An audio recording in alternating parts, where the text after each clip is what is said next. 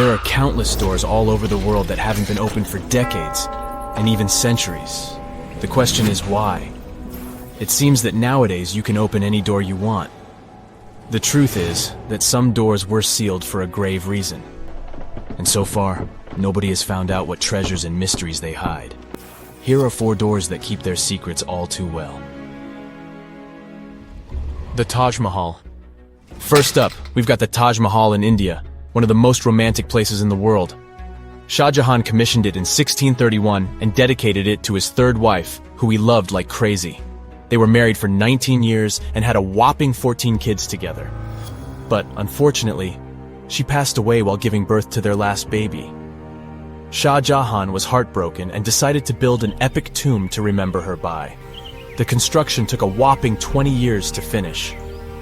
The building has quite an interesting layout. The design is super unusual with these 4 massive 130-foot tall minarets that stand on the corners of a huge platform.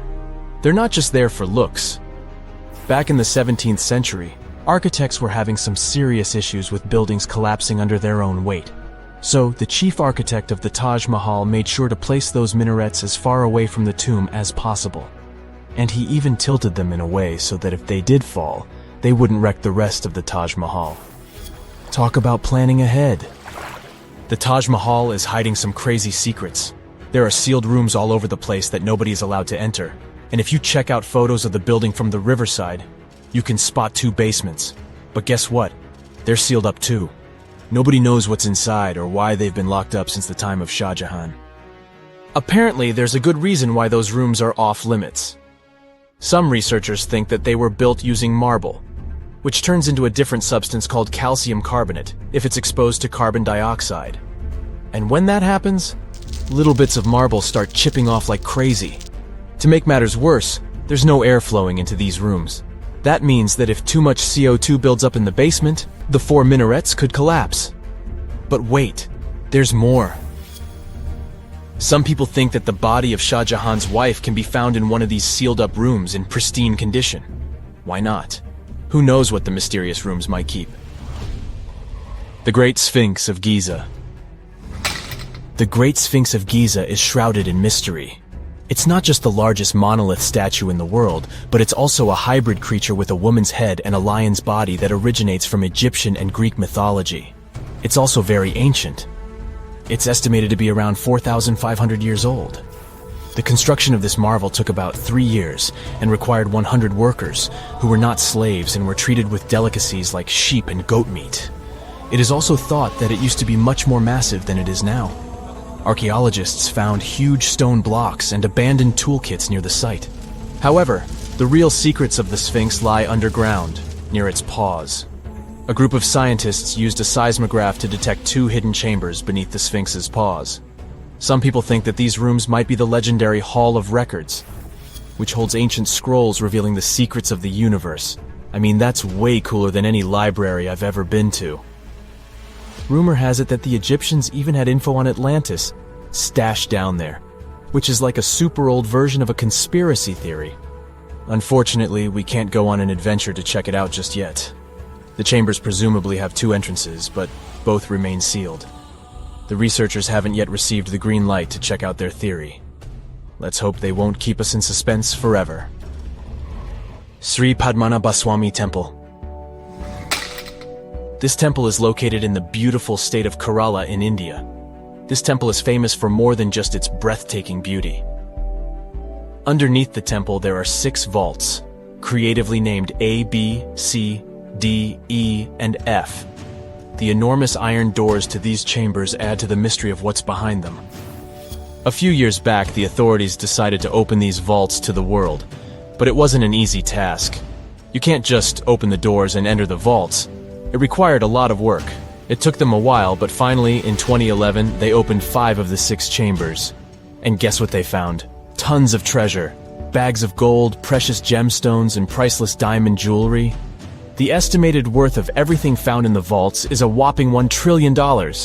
It's like the temple was the real-life inspiration for Aladdin's Cave of Wonders. But wait, I said 5 of the 6. What happened to the last one? Vault B has remained closed, but not for lack of trying. They simply didn't manage to open it. There is even a belief that it's fatally cursed. Legend says that only a saint or sage can break the curse by chanting a specific mantra. But no one has been able to do this yet, presumably because we don't have saints or sages at our disposal. There is also rumor that in the 30s some temple invaders tried to enter Vault B to do some good old looting, but they never reached their target.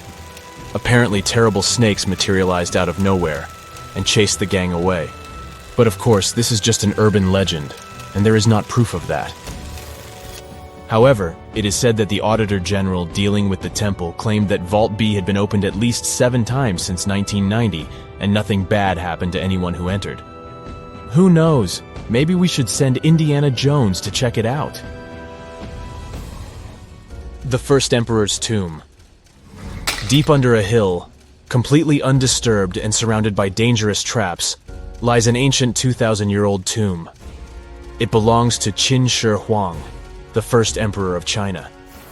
He was born in the Qin state and became king when he was just a boy. But when he grew up and gained full power, he united the warring states ancient China was divided into by conquering them. After that, he created the Qin dynasty. When he died in 210 BCE, they buried him deep underground in a massive tomb. And when I say massive, I mean massive! Back in 1974, some farmers in Xi'an, China, stumbled upon something strange while digging a well, a huge terracotta soldier. This discovery led to an extensive archaeological dig that has continued for over 40 years, revealing a collection of thousands of clay soldiers. The unique thing about these soldiers is that each one has its own unique features, from hairstyles to facial expressions. It's believed that there could be up to 8,000 of these soldiers, but only 2,000 have been found so far. Interestingly, the central tomb, which is believed to be the resting place of the emperor, is still untouched. In ancient records, there are references to a vast underground city that the emperor built, complete with scenic towers, palaces, and whatnot. Sima Qian, a Han Dynasty historian, wrote that the tomb was adorned with treasures and had space for hundreds of officials, but the lack of technology to properly examine the site is what's holding things up. Qin Shi Huang was surrounded by liquid mercury in his tomb, with 2 of the streams representing the major rivers of China, Yellow River and Yangtze. The ancient Chinese believed that mercury could provide immortality, but it could have also caused the emperor's death since he regularly took mercury pills to prolong his life. The dangerous levels of mercury contamination in the soil near the tomb are the main reason why scientists are reluctant to explore it. It could be very dangerous both for people and for the environment. Now, if I had to choose which door to open, I'd probably go for the one that doesn't lead to a tomb surrounded by poisonous mercury. Call me crazy, but I'd like to avoid any potential health hazards. One of the most unexplored and mysterious places on Earth is located in plain sight. It's one of the most majestic monuments of humankind. The wonder of the ancient world hides a secret that scientists and archaeologists still can't solve. This is the Great Sphinx of Giza in Egypt. The huge sculpture of a lion with a human head was carved out of rock about 4,500 years ago. Scientists still don't know the exact date of its creation and are also unaware of who built it and what for. There are many assumptions and theories, but none of them has been confirmed. Most people have seen this majestic sculpture either in photographs or in reality, but almost no one knows what's hidden underneath it. The statue of the Sphinx was carved from a single piece of limestone. It was painted. The remains of color pigment on the surface prove this. In the distant past, the Sphinx looked much brighter and more colorful than what we see now. But even after thousands of years, its greatness hasn't diminished. And by the way, Sphinx is not the real name. It was invented by the Greeks about 100 years or more after its creation. Initially, the Egyptians called the statue Hor-em-Akhet. There are many legends and theories saying the Sphinx is there for a reason. It's like a watchdog that guards the tomb of the pharaoh and the secrets of ancient Egypt. These legends become more plausible when archaeologists discovered hidden entrances at the feet of the Sphinx. They believe that these secret passages are the beginning of the tunnels leading to the halls with treasures. You can find a lot of stories on the internet that claim the Sphinx hides the Hall of Records, a repository filled with ancient and secret knowledge. One of the main artifacts of this repository is supposed to be the records of the ancient mythical state of Atlantis. According to legends, the entire library from this city was moved under the Sphinx. The entrance to this library must be located next to the Sphinx's right paw. Many archaeologists tried to find this entrance, but came away empty-handed. Also, there are many images with detailed diagrams of the underground city that consists of a network of tunnels and chambers under the Sphinx. Someone says there are structures as tall as 12-story buildings hiding underground, but there's no evidence of this. Archaeologists, even after millennia, continue to explore the mysterious sculpture. At the same time, many Egyptians don't want to learn more about the Sphinx. They're terrified of awakening something supernatural. In 1998, scientists discovered tunnels leading to empty caves under the Sphinx. They found evidence of earlier excavations there. It's quite possible that someone managed to find the treasures and take them away. Some people believe Egyptians found some kind of artifact under the Sphinx that has the power of unknown advanced technologies. The artifact is so powerful that it can change the course of history. Of course, most theories are just fairy tales of conspiracy fans, but it's a confirmed fact that the Sphinx hides a system of caves and rooms. There are so many rumors surrounding the Sphinx that it's impossible to understand what's true and what's false. In any case, it's difficult and dangerous to study the sculpture because active excavations can destroy it. And then the entrance to the underground rooms can get blocked by rocks and lost forever. Also, further exploration requires a lot of money, and financing is not always easy to find. But the main reason? It's too risky. There's no guarantee that people will be able to get out of the underground labyrinths. For these reasons, scientists and archaeologists have been exploring this majestic structure for so long. Another famous architectural monument with a secret is Mount Rushmore in South Dakota. Everyone admires the images of the US presidents' faces carved into the rock, but few people know that there's a secret room hidden behind the head of Abraham Lincoln. The architect of Mount Rushmore wanted to carve slabs on the rock with the record of the main stages of the country's history. But his plan was too complicated to carry out.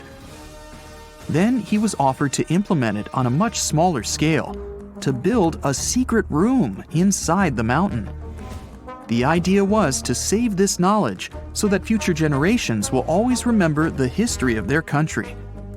Unfortunately, the architect didn't have time to finish his work. The construction stopped for several decades. But in the late 90s, the project was resumed. Porcelain enamel panels depicting the history of the US were placed in the room. It's possible that these plates will be stored there forever. But people can't see them, at least for now. The room is inaccessible to tourists as it's too difficult to get inside. Another secret room is located in the Empire State Building. More precisely, it's not even a room, but a place where you can take cool photos. Almost all tourists gather on the observation deck of the 86th floor to enjoy a stunning view of Manhattan. But there's another deck with panoramic windows on the 102nd floor. There are way fewer people there because almost no one knows about that place. Fortunately, access to this deck is open to everyone. You probably won't have to wait in line for a long time to take a photo. You'll feel special because you're in such a secret place where there are almost no people. But the coolest place is even higher, on the 103rd floor. This is a spacious observation deck where celebrities get their photographs taken. It's not a public place, but if you know the right people, you can get there. There are almost no security measures on the site. Only a low ledge between you and an abyss. That's why crowds of people are forbidden from coming here. It's not so easy to get there. and you're unlikely to succeed without a guide. First, you need to choose the right elevator that will take you there. Then you'll go through several engineering rooms filled with pipes, electrical panels, and other technical stuff. The final part of your way is a set of stairs inside a tiny corridor. And here you are, at the top of New York. Now we're in Paris. See the Eiffel Tower? Inside it, there are restaurants and observation decks. But if you try hard, you can find a secret apartment. Now it's a museum, but it was built so that people could live in it. The architect of the tower, Gustav Eiffel, created this apartment in 1889 for himself. It's almost at the very top of the Eiffel Tower. Imagine what a beautiful view he observed every day. He was the first and only tenant. No one else could gain access to this place. When the architect passed away, the apartment remained empty for a long time. Only recently, they restored it and turned it into a museum.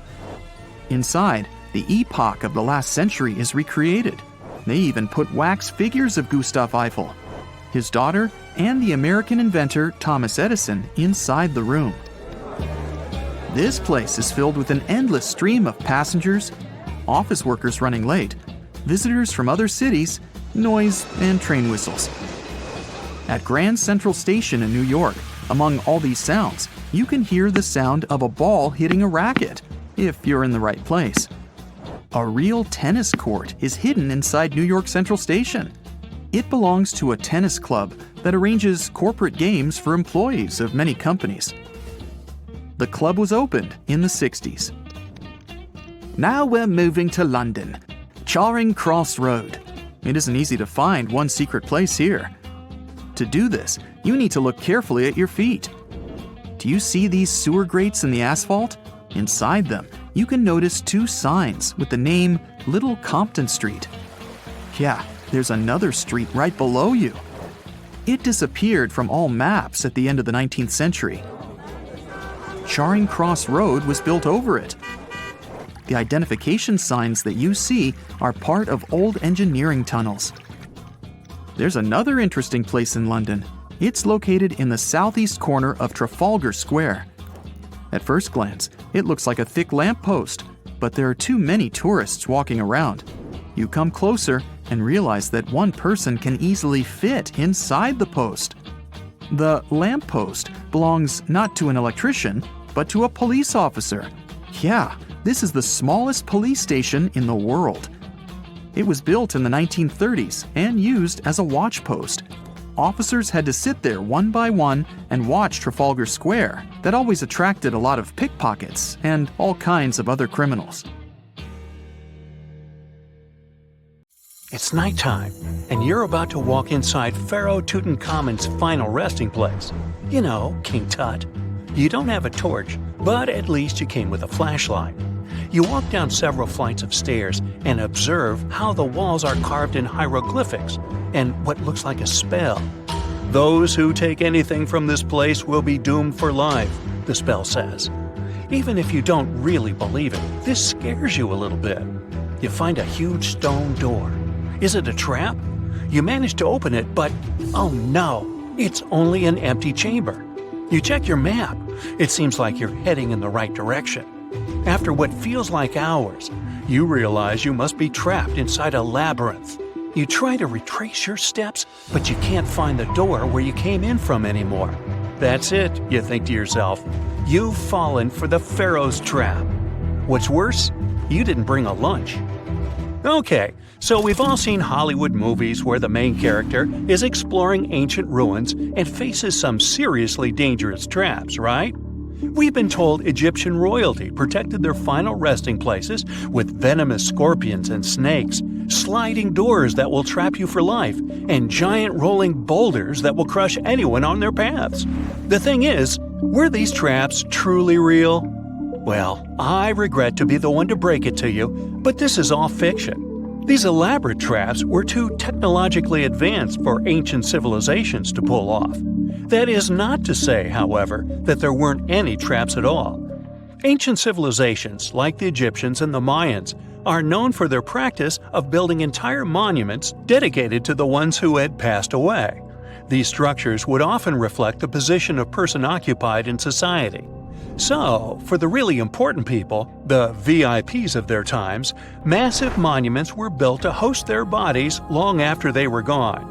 Some of these civilizations believed that a person's life would continue on the other side of the veil. For that reason, a person would be buried together with the belongings of their current life. If they had a lot of money and power and stuff, that meant their resting places would be filled with riches and gold. Now imagine if you lived in ancient Egypt and you knew exactly where all the pharaohs' tombs were located and had heard rumors of the amount of wealth kept in these places. Maybe you would be tempted to go check it out, right? We're talking about large rooms filled from floor to ceiling with golden artifacts, jewels, and even money. I mean, it does sound tempting. And since there weren't any security guards protecting the entrance of these places, Egyptians needed to get creative as to how they would protect these riches. These old civilizations found some traps to be useful. A recurring one was building empty rooms inside the monument to confuse a burglar. Now, let's take a look at Amenhotep III's final resting place as an example. It was built in the city of Luxor, in a spot also known as the Western Valley of the Kings. Two French engineers originally discovered the monument between 1905 and 1914 CE. The structure is huge and has more than 10 chambers, connected by long corridors and steep stairways. The King's Chamber is the most hidden one, and for an outsider to try and find it, they will probably enter a lot of empty rooms beforehand. Other pharaohs tried to protect their riches by commissioning monuments with false doors concealing pits that were up to 20 feet deep. This way, an unwarned and unwanted visitor would be surprised by the deep hole on their way to the king's resting chamber. Alongside false doors, pharaohs made sure to build labyrinth-style corridors and false walls. This way, robbers could take hours or days before they found the king's real chamber. As to pits with poisonous snakes on them, if there were any reptiles inside these monuments, they probably got inside on their own, and would most likely not stay there for long. There is no way snakes would survive years and years without food inside these pits. So yes, another Hollywood-induced belief right there. If these traps seem boring to you, archaeologists did find an interesting deterrent in the final resting place of the Red Queen of Palenque in Mexico. Palenque was one of the most powerful Mayan cities in pre-Columbian Mexico, and the Red Queen was believed to be the grandmother of the last Mayan king, undoubtedly a person of immense importance to the empire. In her honor, a huge monument was built to keep her body after her passing. The discovery of the tomb itself was already thrilling. Archaeologists found an ancient monument when digging at the site back in 1994. The first thing they found was a room with a hidden door. Once they opened the door, they discovered a long corridor. Finally, at the end of this corridor was the Queen's chamber. The team of archaeologists was beyond excited to unearth this chamber with the mummy of the Queen herself still inside it. They found her to be accompanied by her pearls, jade shells, and expensive rocks. But as the team explored the remains, they saw something rather strange. The room was filled with a red-colored powder. Researchers knew that the color red was important to the Mayan people, and that much of their clothing and buildings were decorated with this color. But they didn't understand why the queen was buried with this unknown red substance.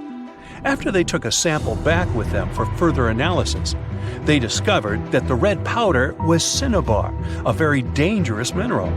This powder, when inhaled, can cause, shall we say, severe health damage to a person. The team concluded that this could only be a trap for anyone trying to steal her riches.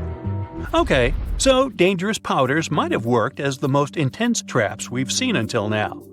But perhaps the cheapest way to keep out unwanted visitors was to advertise spells written out all over the monument. We'd probably laugh at these today, but back in the day, they were more or less effective. Spells usually said that the person who took anything from that place would meet a tragic fate. Some spells said that robbers would lose their houses in big fires or terrible floods. Other spells said burglars would have incurable and undiagnosed health issues, but they weren't really enough to stop people from taking any gold. There are some stories surrounding how these spells might have been real. One of them is from the famous British Egyptologist Howard Carter, the one responsible for unearthing Pharaoh Tutankhamun's resting place in the 1920s. After months of unsuccessful digging, Carter discovered the tomb's existence by chance. He found the entrance to a stairway right beneath the soil where he had been searching all those months. With the help of a team, he cleared the piles of sand blocking the stairs and discovered a doorway. The door had several royal symbols carved into it, and Carter knew this could only mean a very important person had been buried there. And he was right. With a chisel, he made a hole in the top left-hand corner of the doorway and lit his vision with the help of a candle. He couldn't believe what he was seeing, the reflection of several golden and jeweled items crowding the chamber before him. Lost for 3,000 years, Carter had just discovered the final resting place of King Tut. But the story didn't finish here. This discovery was accompanied by a series of unfortunate events that led people to believe it had something to do with the pharaoh's spell. Carter himself mysteriously passed away just a few years later, and some of his assistants lost their houses in floods, just like one of the spells threatened. Some say it's just coincidental, as there's no real proof of these things being connected. Well, what do you think? Was this an effective trap after all? Whenever you hear about ancient ruins, you almost never picture them being suspended somewhere, or just randomly hanging on the branch of a tree, right? In fact, for most of the ancient artifacts we have exposed in museums all over the world, archaeologists did quite an impressive amount of digging. You see, buildings have this funny way of fading away over time if not properly taken care of.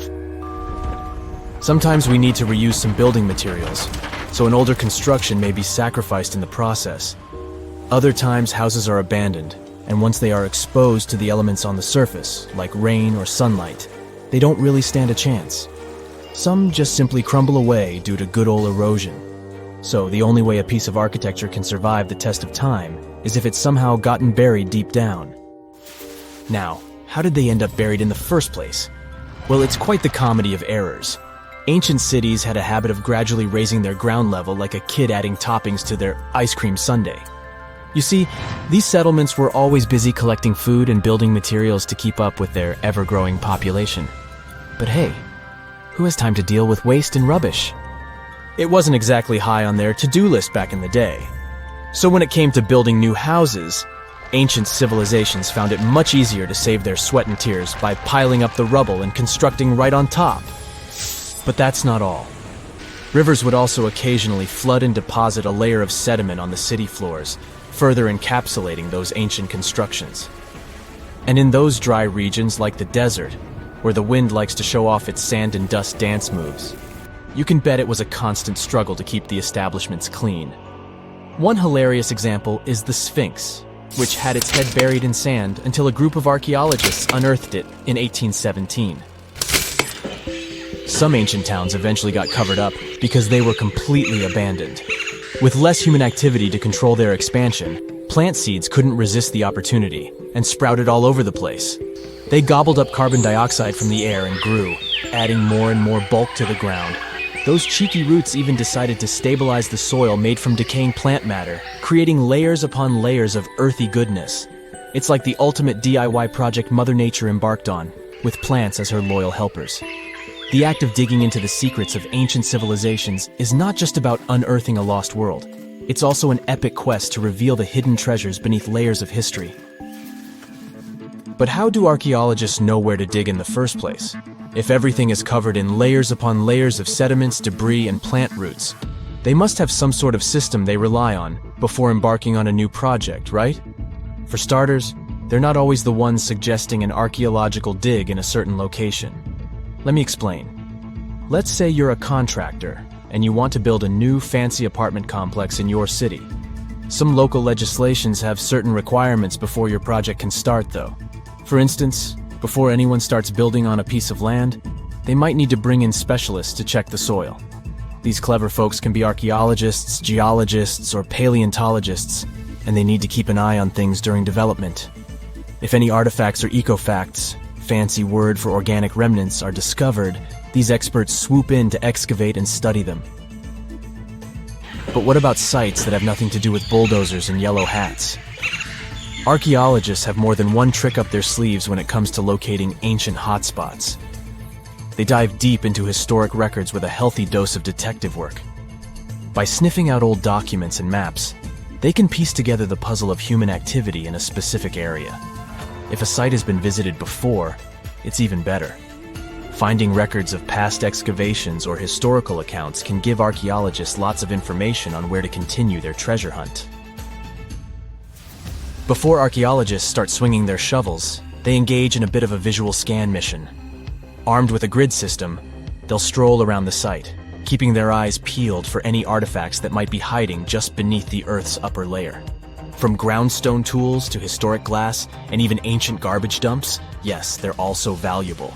These keen-eyed explorers can spot signs of human activity faster than most people. If they stumble upon midden soil, fancy term for a garbage dump, they know for sure that humans once called this place home.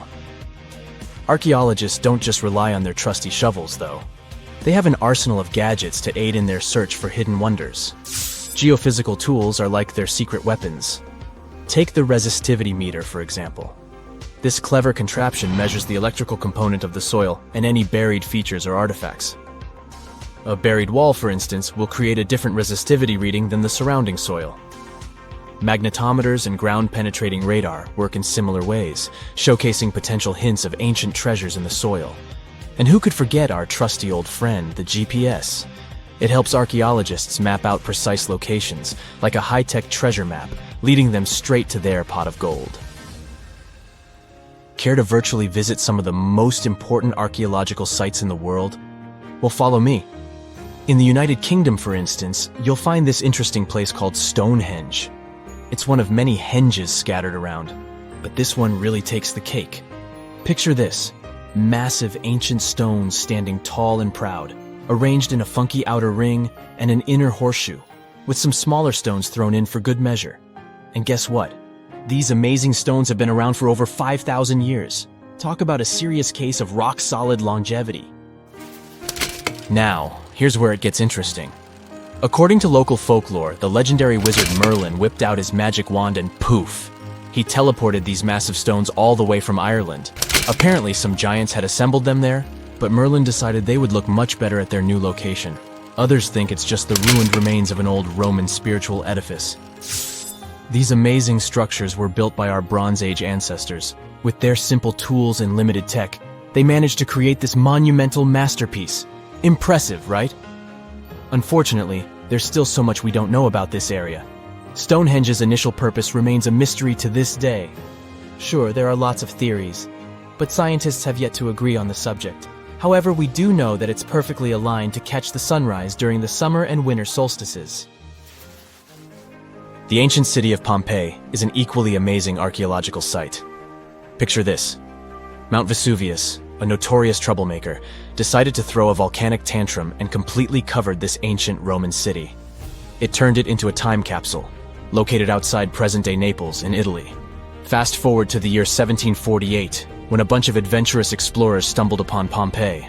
Lo and behold, they discovered a treasure trove of well-preserved goodies: streets, houses, food.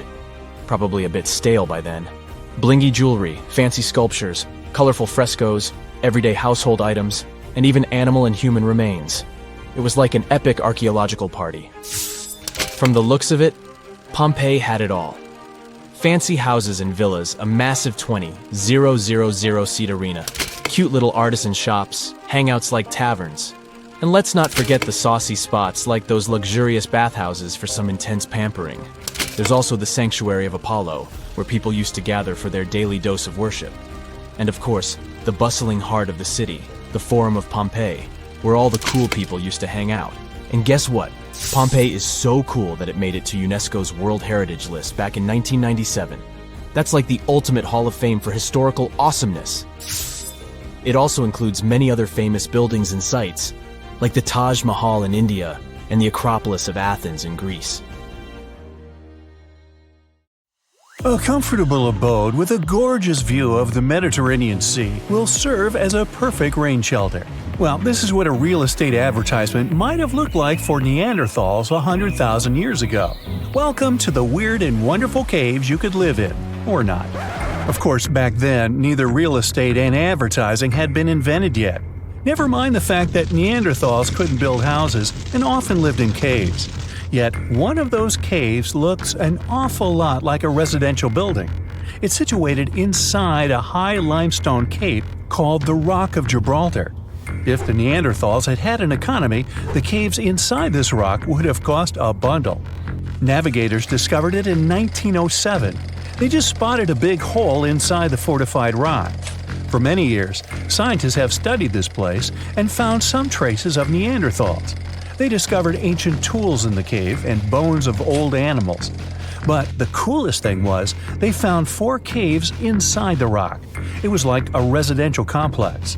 Neanderthals lived alongside neighbors and helped each other hunt and fish. They created feather decorations and painted abstract drawings on the walls. Imagine our ancient predecessors hanging out in these caves 100,000 years ago. And now, scientists hang out there and study the primeval past of Neanderthals in detail. At the end of 2021, archaeologists uncovered a gap inside one of the caves leading to an unknown tunnel. They crawled through this hole and opened a new space under the cave roof. This place has been closed off from the outside world for over 40,000 years. And it seems it was one of the most prestigious apartments in the entire mountain complex. It has high ceilings with ancient stalactites. The ruined stone curtains divided the apartment into several rooms. Scientists also found the remains of ancient animals and scratches on the walls. It seems that Neanderthals had never lived here, but they used to visit this place. Archaeologists found the shell of a sea snail called dog whelk. One of the Neanderthals brought it here for some reason, but the primary owners of this place were hyenas. These caves show that Neanderthals were closer to humans than to monkeys. They had a way of life and even some customs. There's still a lot of work ahead, and scientists hope to find new rooms inside this rock. Meanwhile, in 2003, archaeologists discovered another early dwelling on the Isle of Flores in Indonesia. Among the green jungle, they found a cave with ancient tools. At first, everyone thought the human ancestors lived here, but then scientists discovered an unusual skeleton of an adult. A thorough analysis showed the skeleton belonged to a 30-year-old woman, 3.5 feet tall, just above the waist of an average adult. The woman's weight was equal to the weight of an adult shepherd. The skeleton didn't belong to Neanderthals or Australopithecines. It was a new unknown species, which scientists called Homo floresiensis, or simply the Hobbit. Also, there were remains of unusual ancient animals in the cave. It was an elephant the size of a cow, some large storks, and giant rats. Archaeologists have found out that hobbits were not the owners of this place. The main inhabitants were the rats the size of a cat. Maybe they were fighting the hobbits. Some analysis shows that Homo floresiensis wasn't our direct ancestor. They were in a separate branch of evolution. The hobbit skeleton looks more like that of a monkey than of modern humans. In 2009, in the dense jungle of Vietnam, archaeologists discovered Son Don, the largest cave in the world. If you go inside the cave and shout, you'll hear your echo a long time. In some places, the height of this cave reaches half the height of the Empire State Building, and the total area is larger than one central block of New York. Son Don is one of the 3 caves in the Vietnamese jungle. Many intricate mazes connect these caves. Inside, you can find unique plants and trees that live separately from the outside world. It's a real underground jungle. In some places, you can find collapsed ceilings that let the sunlight in. Besides unusual trees and plants, ancient stalactites hang there. Some limestone deposits are more than 450 million years old. They were here even before dinosaurs appeared. There are also many rivers in the cave. Rainwater coming down from holes in the ceiling has formed them. Fast streams resemble slides in a water park. They lead to unknown underground labyrinths. Scientists have studied only a small part of all these caves. The next unusual cave is in New Zealand. Hundreds of thousands of fireflies live inside. Each of them glows with a blue light. Together, they light up the cave. It may seem to you that you're on another planet, but you can't stay there for a long time. Special air measuring devices are everywhere. Scientists monitor the level of carbon dioxide necessary for the normal existence of fireflies. These insects are sensitive to the environment. If there are many people in the cave, or they stay there too long, the park staff will ask them to leave the place. It's like you're literally stealing oxygen from the fireflies. We've seen some pretty amazing caves so far, but how about a scary one? We're going to the desert of Yemen's Al Mara province. What we're looking for is not a cave, it's just a black hole in the ground, right in the middle of the desert. It's big, the size of a basketball court. It's not its size that could scare you, but what's inside. Scientists are still not sure what it is. From the depths of this black abyss, a disgusting smell of rotten eggs constantly comes out, and sometimes you can hear some strange, frightening sounds. The blackness of the giant hole in Yemen absorbs all the sun's rays, so you won't see what's there even with a powerful flashlight. People flew over this place by helicopter. They filmed using drones and the most powerful lenses, but they didn't catch anything except darkness. It looks like a big ink spot in the middle of golden sand. The locals are afraid to approach this place. They believe the cave leads to another dimension where evil creatures live. At the moment, the giant hole in Yemen is one of the most poorly studied and mysterious phenomenon of nature. How did it appear? How old is it? Where does it lead? Scientists are trying to find the answers to these questions. There are theories that the hole appeared because of construction work. Geologists drilled the soil nearby in search of minerals. It could have caused fluctuations in the Earth's crust and collapsed the surface. But no one can prove this theory, yet. And now, imagine a place where sunlight has not penetrated for more than 5 million years. There's little oxygen, and it's cold and damp. Still, life is born in this place, not only microbes and bacteria, but also something bigger. The living conditions in this cave are very different from the usual ones, so, in a sense, this cave is like another planet. It's the Movil Cave in the southeast of Romania, near the Black Sea. The entrance is a small hole in the ground. Inside, a tunnel leads deep below the surface. The levels of hydrogen sulfide and carbon dioxide are above normal inside the cave. The air here is half as much oxygen as on the surface. People can't be here without an oxygen mask, but other creatures living here can. The cave is home to 48 species of living organisms. 33 of them are unknown. Here you can meet some unusual insects, white snails and white spiders, millipedes with huge whiskers, transparent shrimp, and unique species of leeches. They all live here thanks to the little bacteria autotrophs. They absorb carbon dioxide and release food particles. Bacteria feed on it. Other larger organisms feed on these bacteria, and some bigger organisms eat those little ones. In the end, everyone gets food. In this cave, evolution has created a biological system separate from the rest of the world. Something strange is lurking beneath the sands of Giza, and scientists have no idea what it is. Archaeologists just found a hidden structure near the Great Pyramid using advanced ground scanning technology. What's inside? Nobody knows, but excavations are already underway. The Great Pyramid of Giza is one of the most famous monuments on Earth, but it doesn't stand alone. It's surrounded by an ancient necropolis, a massive royal graveyard filled with tombs and monuments. They belong to pharaohs, nobles, and other high-ranking officials. Most of these tombs are above the ground. They're called mastabas, rectangular, flat-roofed tombs built from limestone or mud brick, and they've been studied for decades. But from old movies, we know that these weren't simple graves. They have deep vertical shafts leading to underground burial chambers, where the past was sealed away for eternity. And recently, archaeologists found one curious empty space in the cemetery, a completely unexplored patch of ground. No mastabas, no visible ruins, nada. For years they ignored it, but between 2021 and 2023, they decided to investigate. They didn't dig though. Instead, they used a technology that kind of acts like X-rays for the ground. These radars let scientists see the secrets hidden there. And there was something hidden beneath the sand, something deliberately buried and forgotten. A two-part underground structure. One part was shallow and L-shaped. It's about 33 feet long and buried just 6.5 feet deep. But below that, a deeper, more mysterious anomaly, a structure completely different from anything else in the area. They called it a highly resistive anomaly, which means it's dense and solid, likely made of stone, sand, or even metal. And still, no one has a clue what's inside it. Now, it's clear that humans made the L shape. It wasn't formed by nature. And the shallower structure might have been an entrance to whatever is hidden below. But they only have some theories about what might be hidden there. It's also filled with sand and gravel. It was probably deliberately backfilled after its construction, perhaps to preserve this. Why? Well, we don't know yet.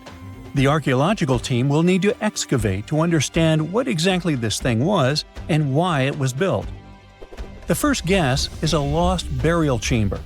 Many tombs in Giza have underground burial sites, but most have clear surface markers. This one, for some reason, has nothing. But it could be one of them.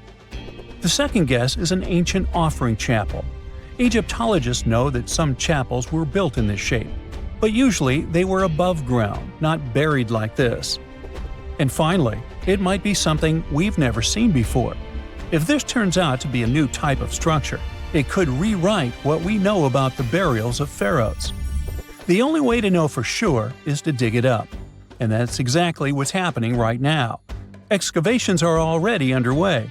Archaeologists are racing against time to uncover the truth.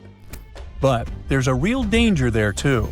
Giza's fragile ancient structures need to be handled carefully. Otherwise, they could be damaged beyond repair. So all we can do is wait for the truth. Now, these tombs always held fascinating mysteries. Unfortunately, we'll never learn tons of these mysteries because of some relentless tomb robbers. Egyptian tombs were built to guard the bodies for eternity. But that absolutely didn't stop people from breaking in and stealing everything valuable inside. They've been bothering these ancient sites for thousands of years, starting way back in Pharaoh's times. Many of the most famous tombs, including those in Giza, Saqqara, and the Valley of the Kings, were looted. It was a common practice in ancient Egypt. And they were serious about this whole thing. They dug secret tunnels to bypass traps and walls, bribed or threatened tomb workers to get inside knowledge, cracked open sarcophagi to grab gold, jewelry, and artifacts. And by the time modern archaeologists got to most of these tombs, they had already been picked clean. The reigning pharaohs got tired of this infuriating nonsense. The Valley of the Kings, the famous burial ground of Egyptian royalty, was supposed to be the ultimate safe zone. Tombs were built deep underground, hidden in the desert. Passages were sealed with giant stone blocks. False doors and traps were added to confuse thieves. Even curses were written on the walls, warnings of horrible endings for anyone who dared to disturb the tomb, which is exactly where we got all those horror stories about mummies from. Spoiler alert, none of it worked. Most tombs in the Valley of the Kings were fully robbed within 100 years of being sealed. Even King Tutankhamun's tomb, one of the most famous in history, was broken into twice in ancient times. Some of them decided to try and fight back. The New Kingdom rulers built hidden unmarked tombs in a way that should have prevented the looters from finding them, but didn't work. Some pharaohs, like Ramses II, were moved in secret to prevent their bodies from being stolen. Nope, didn't matter. The grave robbers always won. That's because tomb raiders weren't just random thieves. They were skilled, organized, and well-connected. They knew exactly where to look. Many were the ones who had built these sites in the first place, and they knew where the entrances were. If they couldn't smash through the doors, they'd dig through the walls, floors, and even ceilings to break inside. They also worked fast, often within a few years after the tombs were sealed, before anyone forgot where the valuable stuff was. The Khufu's pyramid, the The one that's next to this newly discovered structure was looted long before modern times. The one thing left inside when explorers got there? An empty granite box where the sarcophagus used to be. Unfortunately, it's not just about gold. History itself gets stolen during these raids. Ancient Egyptians wrote detailed records of what exactly and where they buried. So when archaeologists compare these lists to what's found, they can see what's missing, which is often everything valuable. Most artifacts don't end up in museums. They just disappear into private collections, where they can never be studied again. Which is, of course, completely unfair. In fact, a few countries have had enough and started passing laws to take historical artifacts back from private collectors. In Italy, if you own an ancient Roman artifact, you must prove you got it legally. China is actively hunting down stolen artifacts, and they must find ways to retrieve it back from the Western collectors. In Egypt, they passed new laws making it illegal for private citizens to own any ancient Egyptian artifacts at all. Other countries, like the US, the UK, Germany, or Switzerland, are completely fine with rich guys owning their history. The British Museum is built on looted things. European empires invaded half the planet and took whatever they wanted back home. Their museums are often full of such stolen artifacts, and unfortunately, they refuse to give most of them back. For example, the Rosetta Stone. It was taken from Egypt by Napoleon's army, then stolen again by the British after they beat the French. Egypt has been demanding to return for years, but they still can't get it back. Or the Parthenon marbles. These magnificent massive Greek structures were taken from the Parthenon in Athens by a British lord in the 19th century.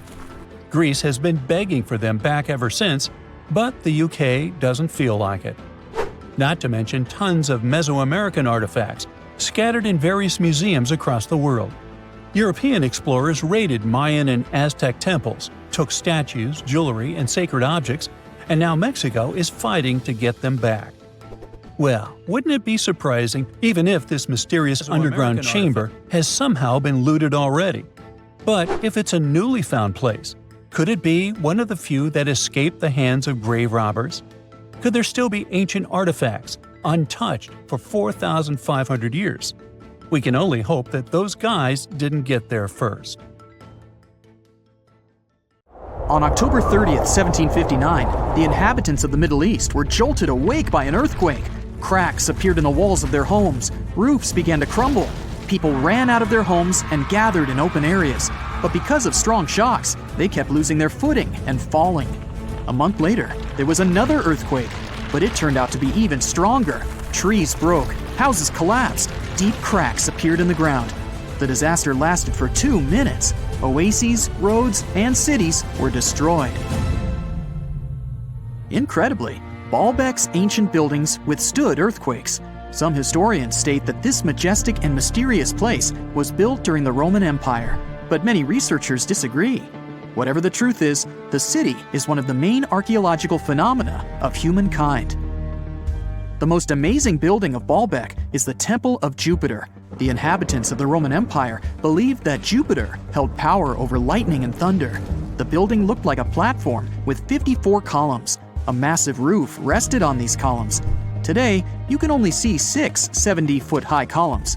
Each of them consists of 3 sections and resembles a pencil. The cores of these pencils were made of lead. This made the columns exceptionally strong. Each of these pieces of stone weighed an incredible 80 tons. That's the weight of 35 Ford Explorer SUVs. Look, this is the largest block in the Great Pyramid of Giza. But compared to the blocks from Baalbek, it doesn't even look that impressive. The foundation under the Temple of Jupiter was preserved.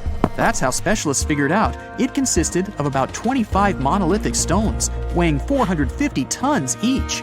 It means that the blocks from Baalbek weigh almost 4 times more than the blocks from Egypt. There are 3 more enormous limestone blocks in the foundation. They weigh 800 tons each. This is more than twice the weight of a Boeing 747 plane. Ancient builders must have had a hard time carving such giants from a piece of stone. And after that, they also had to pull them to the construction site and lift them to a significant height. Repeating these logistics would probably turn out to be a nightmare for present-day builders. To do this amount of work, they would need modern equipment. But Baalbek's constructors didn't have trucks, cranes with circular saws, or electricity. How did the builders of the past manage to do this? Scientists have a theory that includes ropes, winches, and lever systems. Naturally, the engineers of the past made all the gadgets from wood. Around 3,000 feet away from the ruins of the temple complex, there's a quarry. Archaeologists suppose that's where the stones for the construction were cut. They found a block of limestone there. It seemed to be too large, even for this incredible place. The monolith got called the Stone of the South. It was 65 feet long and 13 feet wide. The ancient builders didn't have time to completely separate it from its mother rock. A group of scientists from Austria estimated that this piece of limestone weighed more than 1,000 tons. That's like 3 Boeing aircraft or 160 African elephants. There was another surprise awaiting the archaeologists near the Stone of the South. It was the second monolith that weighed more than 1,200 tons. But the ancient builders didn't stop at that. They continued to work. In 2014, in the same quarry, German archaeologists unearthed a block that weighed 1,650 tons.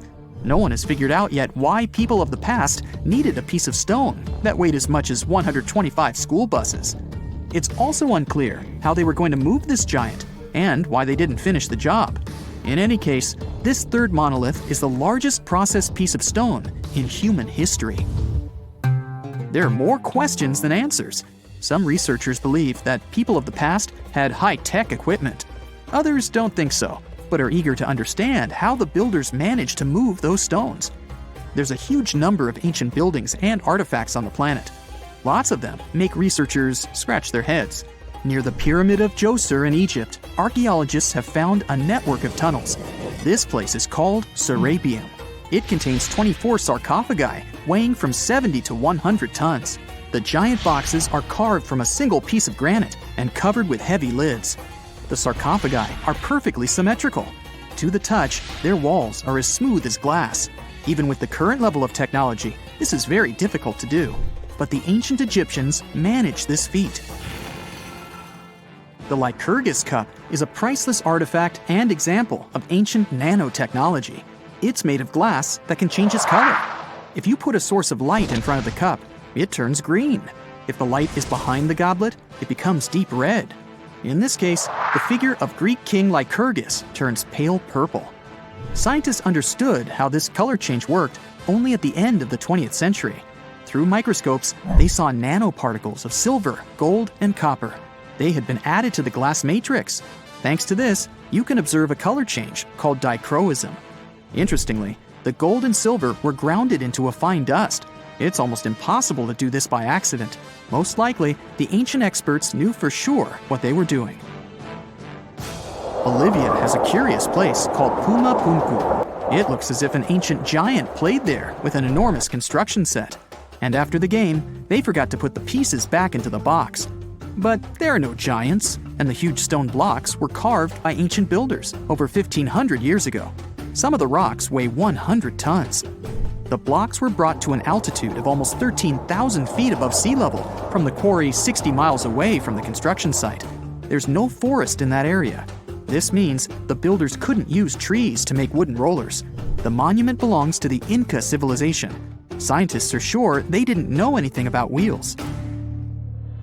In 1992, the inhabitants of a Chinese village decided to drain a pond. Their ancestors had been using it to wash clothes and catch fish for hundreds of years. They kept pumping the water out for 17 days. At the bottom of the reservoir, they made an unexpected discovery. The villagers saw an entrance to a cave going down to a depth of 100 feet. The incredible find was named the Longyu Caves. Unknown builders carved out 320,000 square feet of galleries. There are separate rooms, bridges, pools, and columns that support the ceiling. The walls of the cave are covered with strange carved lines and patterns. Scientists haven't found any information about who built the caves and why they did it. The construction technology also remains a mystery. Antonio Stradivari lived in Italy in the 18th century. He created musical instruments. More than 600 of his works have survived to this day. 500 of them are violins. One of the instruments was sold at auction for $16 million. The violins made by this master sound clear and deep. researchers can't understand why Stradivarius instruments produce such unique sounds. Perhaps it's all about the varnish the master used to cover the violins. The answer may also lie in the wood the instruments are made of. In those days, Europe had a cold climate. Because of this, the wood became denser, and the instruments made of it sounded especially pleasing to the ear. In the Indian city of Delhi, there's a 23-foot-high pole. It weighs 6.5 tons and is made of 98% wrought iron. The 1,600-year-old pillar has no signs of rust or decay. Scientists believe that the monument is so well preserved thanks to the dry weather and the chemical composition of the metal. It might be resistant to corrosion. And still, researchers don't know how the blacksmiths managed to make an iron pillar that's not afraid of rust. It seems like a tough feat, even for modern metallurgists. The Al-Nasla rock is divided into two parts by a perfectly straight slit. Each boulder stands on a small pedestal. Some people believe this is the evidence of ancient laser technology.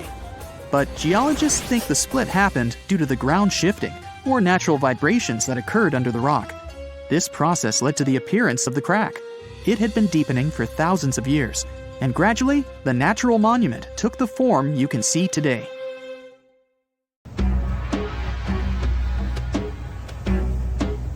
This is not a dune set. This is a very real desert in Niger. Jado was probably built by the nomadic Sao people and is filled with ksars, which are fortified houses made of salt and clay, with giant walls and secret passages. Located deep in the desert, it was once a vital stop for trans-Saharan caravans, but is now a hotspot for smugglers and bandits. The site has been off-limits since 2002 due to its dangers. The origin of the ksars remain a mystery. No archaeological studies have been conducted, leaving many questions unanswered. Even today, shifting sands reveal and conceal parts of these ancient ruins, fueling local speculation about what might still be hidden beneath the desert. Speaking of connective tunnels, scientists were blown away by the discovery of lava tubes in Saudi Arabia. These underground passages form when molten lava cools down. Researchers believe that ancient nomadic groups may have utilized these tunnels to survive the super harsh desert climates. While excavating the tunnels, archaeologists uncovered artifacts, rock art, and skeletal remains. The art and animal bones show that the people who used the tunnels were probably sheep and goat herders. They're still piecing together whether these groups lived in the tunnels for extended periods or just used them as temporary shelters. The Great Pyramid of Giza has been standing for thousands of years, but it's still hiding secrets. Using special scanning technology, scientists found two hidden structures under an ancient burial ground. The first is a shallow L-shaped structure, and below it is a much larger space that could be a final resting place or a chamber. The smaller structure was filled with sand on purpose, while the deeper one might be an empty chamber.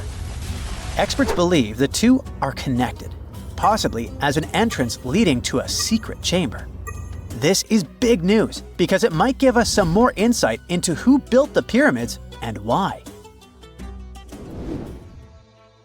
The world is full of ancient writing, but some messages refuse to give up their secrets, like the mystery of the Bash Plemi tablet.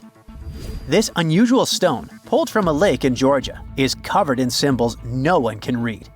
Even with modern technology, experts are completely stumped. The tablet is about the size of a book, with 60 symbols carefully carved into its surface, but 39 of them don't match any known language. Some resemble scripts from ancient civilizations in the Middle East, India, and Egypt, but none are an exact match. To make things even trickier, part of the tablet is broken off, meaning a piece of the puzzle is missing forever. To rule out a hoax, scientists studied the tablet closely. They confirmed it's made of vesicular basalt, an extremely tough local rock. Whoever carved these symbols must have been really skilled.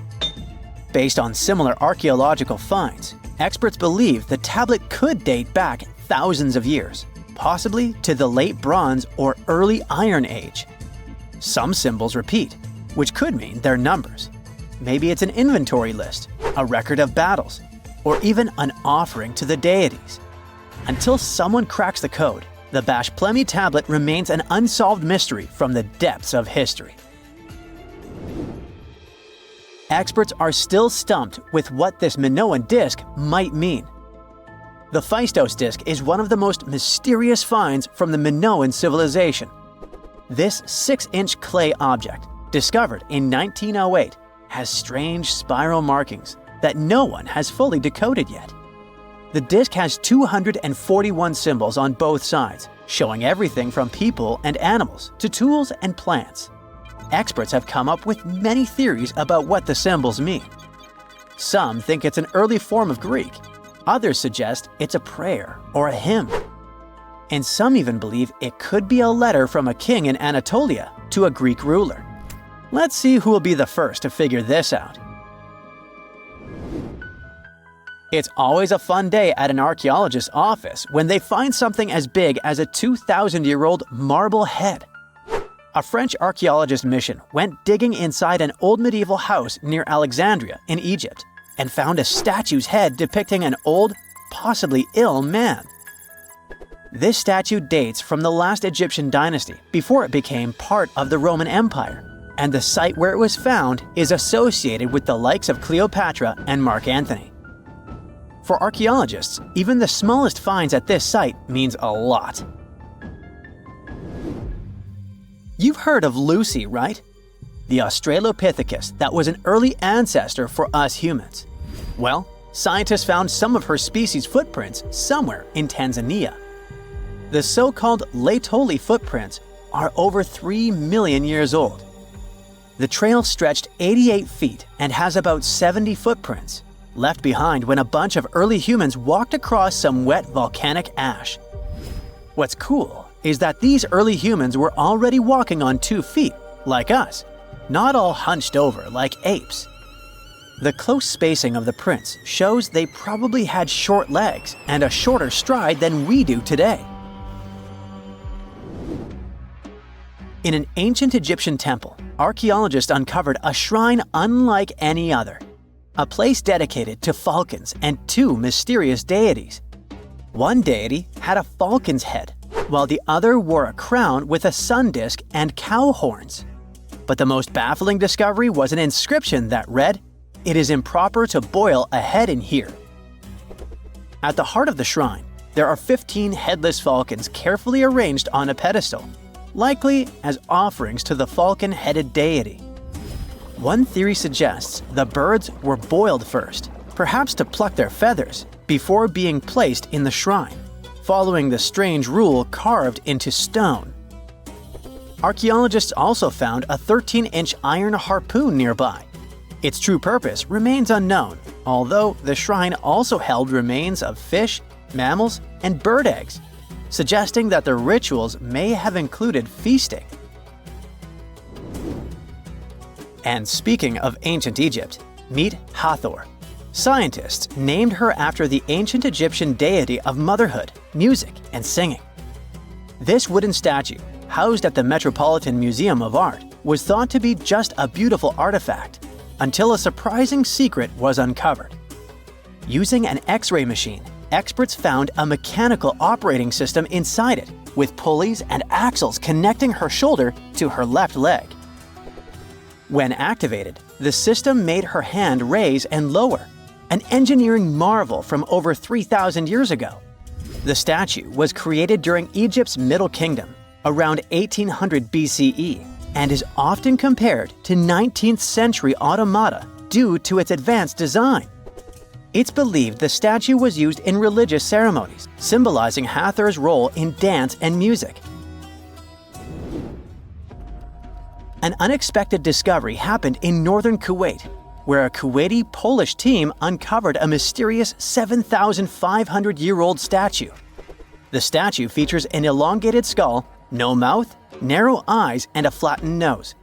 This feature is thought to be an Ophidian figurine, named after the Greek word for snake, and it was likely made by the Ubaid culture, a civilization known for their pottery skills.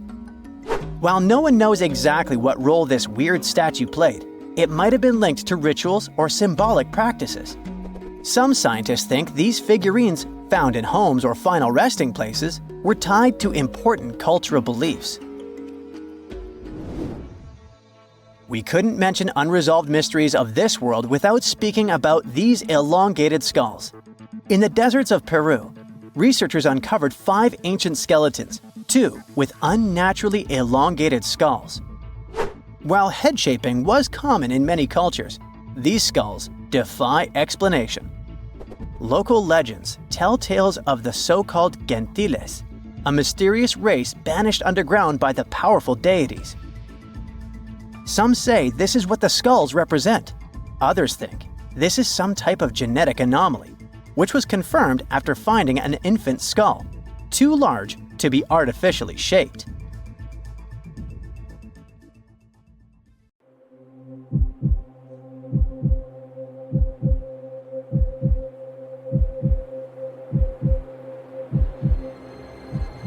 Leave it to people wandering on Google Earth to stumble upon the world's newest and weirdest places ever.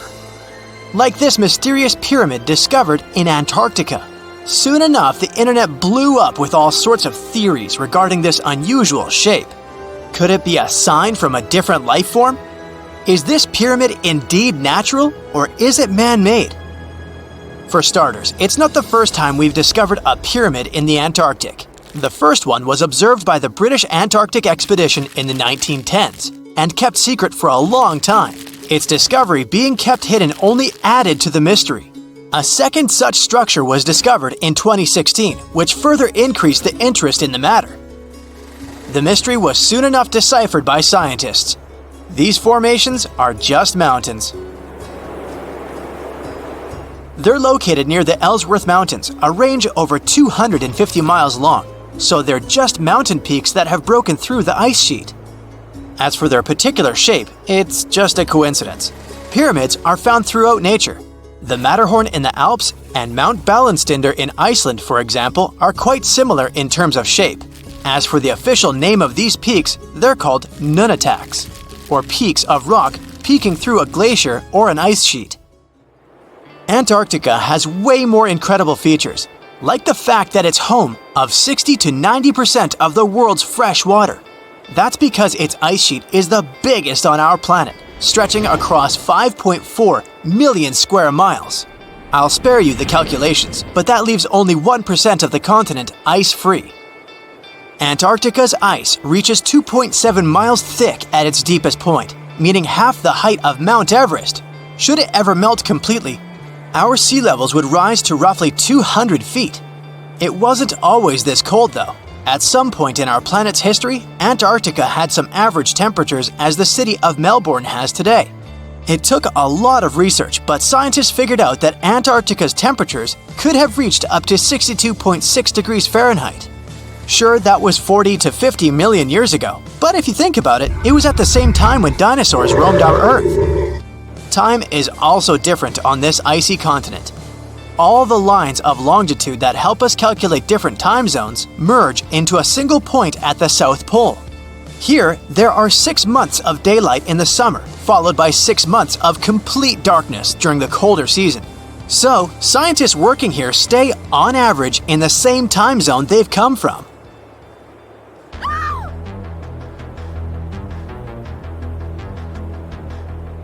The Blood Falls aren't a chapter of a thriller movie. They are merely a series of waterfalls located in one of the driest regions of Antarctica. They emerge from an underground lake filled with a special type of bacteria. These little organisms use sulfates as fuel instead of sugars, which makes them very intriguing for scientists. The water contained in this lake is so full of iron that it basically just rusts when it meets air. So, the reddish color of the waterfall also gives it its trademark name. The megalodon was the largest predator ever known in our planet's history. In terms of its location, the megalodon lived practically in all waters on our globe, except near the poles. The reason why there are no megalodon teeth found in Antarctica is probably because the gigantic creature was adapted to only warm tropical and subtropical waters. If you plan to visit Antarctica by boat someday, just know you might not get there on a non-metallic boat. The hull of your transportation device must be made of either steel or aluminum to withstand the harsh weather conditions here.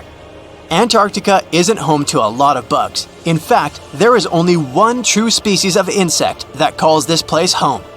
It's a wingless midge called Belgica antarctica. This fly is so tiny that it only reaches 0.08 to 0.23 inches long, but it's still the Antarctic's largest terrestrial animal. A lot of Antarctic fish also come with an antifreeze substance in their blood. They don't necessarily need it for protection against the cold temperature, but mostly against touching ice. These antifreezes are made up of large glycoprotein molecules. They surround any small ice crystals that may form, making sure they don't spread through the animal's tissues, which could cause a lot of damage. They also create a sort of small pillow blocking the sharp ice crystals, so they're less likely to cause any pain. It also doesn't rain a lot here on this icy continent, but one amazing meteorological quirk of Antarctica is that it's full of diamond dust.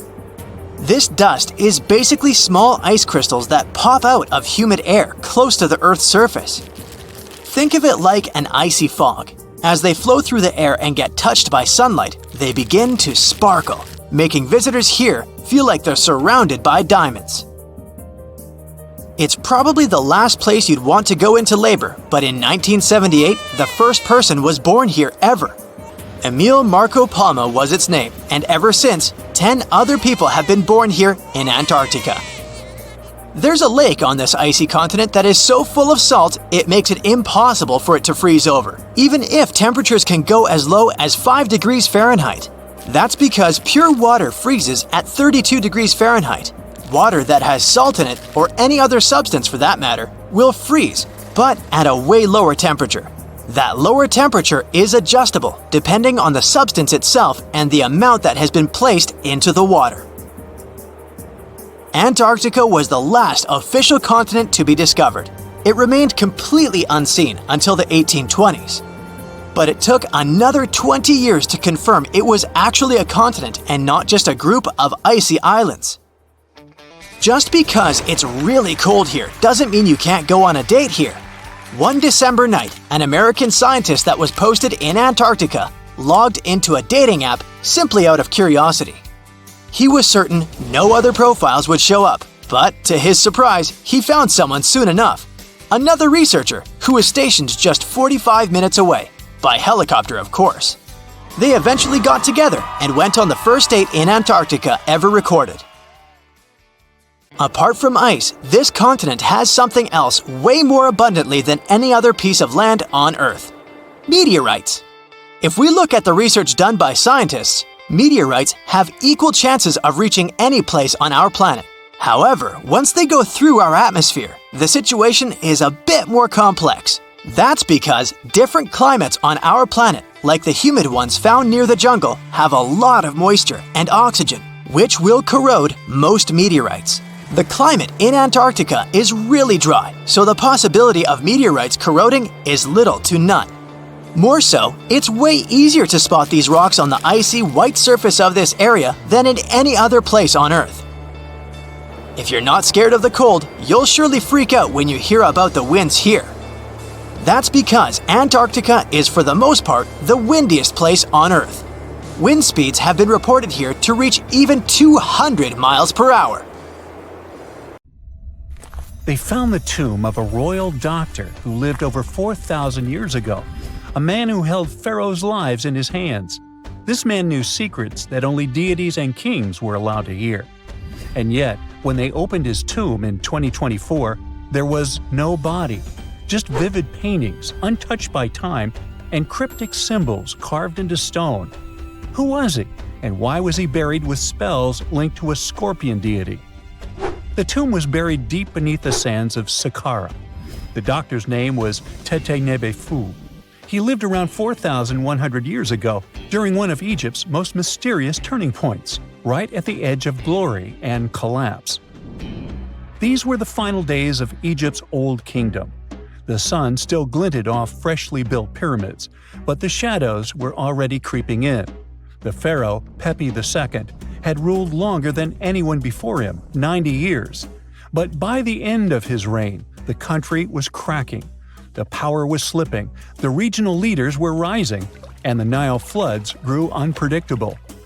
In this shaky period, the mysterious doctor thrived. His tomb was discovered by a Swiss-French archaeological team in the shadows of old pyramids. The weirdest part was that when they uncovered his burial chamber, they found no body, no golden treasures either. Unfortunately, the tomb had been robbed long ago.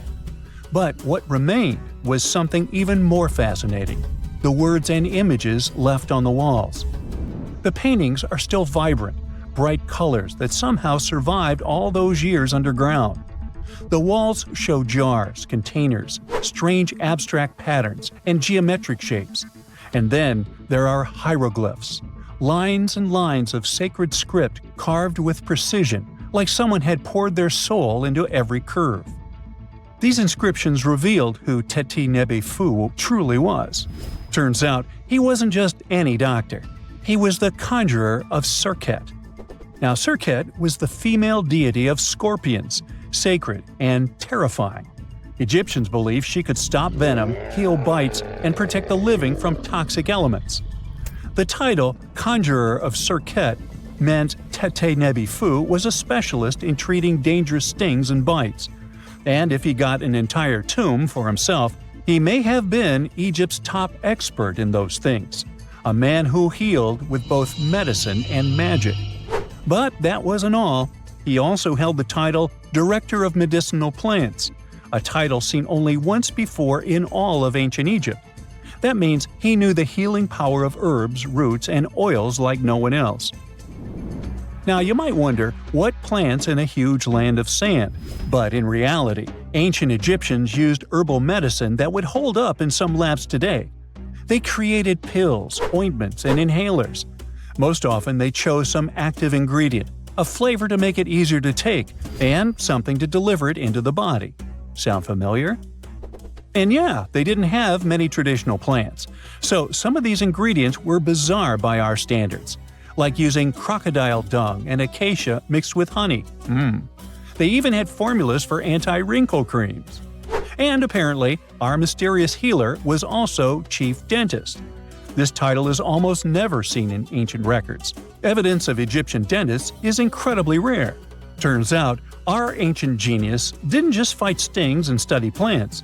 He was also trusted with teeth and jaws, which were actually a huge problem in ancient Egypt. These people may have built wonders, but their teeth paid the price. Ancient Egyptians constantly caught grains of sand in their mouths. They often ate grit-filled bread and raw vegetables, which wore down enamel and caused a horrible condition called attrition. This led to tons of problems, including tooth loss. They had to improvise back in the day. For example, crafting the world's oldest known toothpaste from crushed rock, mint, and pepper, which ironically only made things worse for the gums. Or a toothpaste from things like eggshells, pumice, and natron, a salty mineral used for cleaning. They were also inventing mouthwashes from celery, bran, and herbs to ease the problem. Some mummies were even found with crude metal braces and gold wires attaching missing teeth. Though we're not sure if these were for the living, or was it just a nice little addition added as an afterlife gift. So, Teti Nebi Fu specialized in all these fields. 3 rare titles for one man. Now, back in the day, he must have been admired as incredibly knowledgeable. In a world without modern science, he would have been like a sorcerer who knows how some leaf or bark could save a life. That's why archaeologists believe Teti Nebi Fu wasn't just any doctor. He was, most likely, the royal physician, the one who treated the pharaoh himself. We don't know for sure which king he served. Maybe it was Pepi II, and who knows, maybe that's why the guy lived so long. But if that was the case, Teti Nebi Fu may have lived through the final moments of the Old Kingdom, watching the Golden Age crumble from inside the palace walls. And then he was buried, the body was looted, or perhaps just lost to time. But the team says they're still studying the tomb, still uncovering the traces of this incredible man. Overall, ancient Egyptians were practicing medicine on a crazy advanced level. Some practices feel familiar even today. They had hospitals, specialists, surgeries, and many more things, even medical schools. Both men and women were allowed to be doctors. They healed with various methods and practiced surgery with actual tools, scalpels, forceps, even sutures. Some doctors treated only the eyes, others the teeth, the stomach, or even what they called the hidden diseases. They knew how to clean and dress wounds, could set broken bones using splints made of wood or reeds wrapped in linen, and even prevented infections. There were even proctologists. They also built the first prosthetics, like a wooden toe with leather straps that help people walk normally again. The oldest known prosthetic is 3,000 years old. Now, the most shocking part is how they actually even tried to remove tumors. A recent study looked at a 4,000 years old skull. It belonged to a man in his 30s. There were signs of past tumors, and around 3 of them, there were marks, surgical cuts made with a metal tool. That suggests someone attempted to remove or study them, maybe treatment, maybe an autopsy. There was another skull of a woman over 50 years old. It also showed similar signs, but with healed fractures from an earlier injury, which is amazing because her treatment might have actually been successful.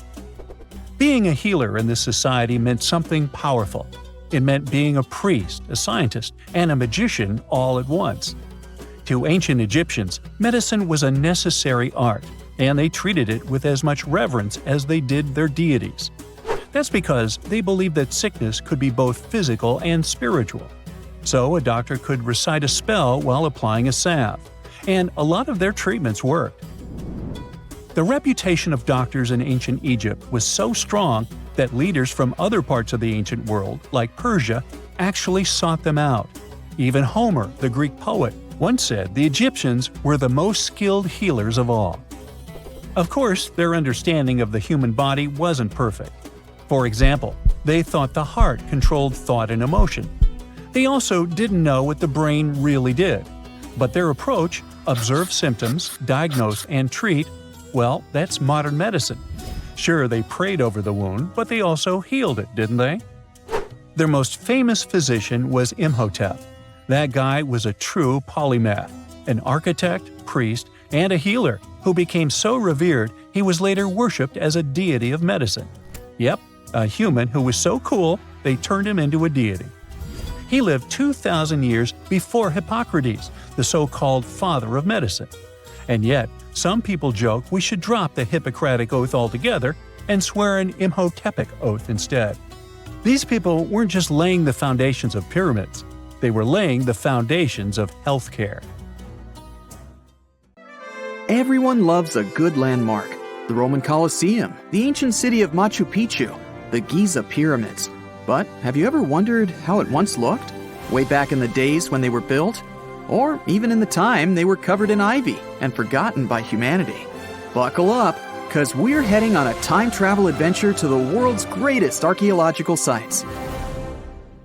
Our voyage begins in South America, deep inside the Peruvian mountains.